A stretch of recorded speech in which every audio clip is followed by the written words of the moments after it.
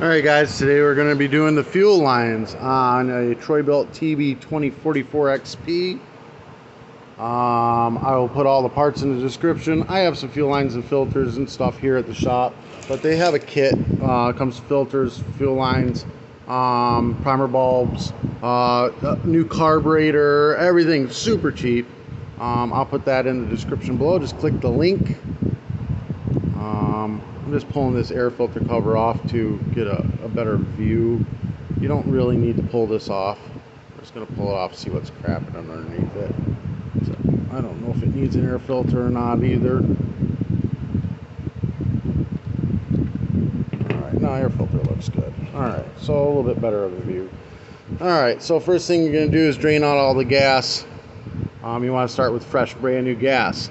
I've already done that. The previous video was me adjusting the carburetor. It's just this one line, it looked like it was pinching to me, so I just want to replace the fuel lines just to make sure that this customer doesn't come back in 2 days complaining that his machine doesn't run and I just fixed it. You know, get it all done. All right, so we're gonna go ahead and just remove these things. Hold on.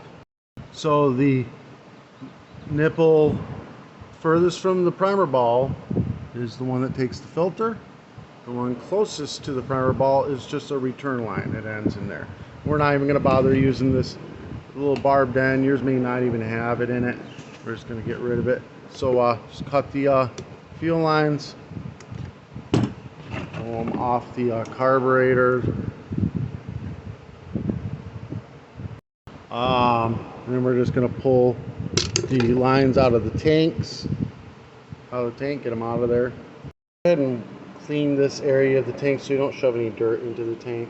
Got the fuel line into a point, shove it into the right hand hole like that.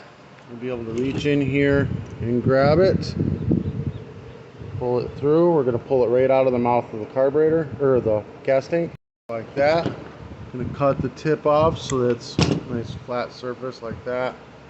Stab the filter on it like that. Stick it back in the tank.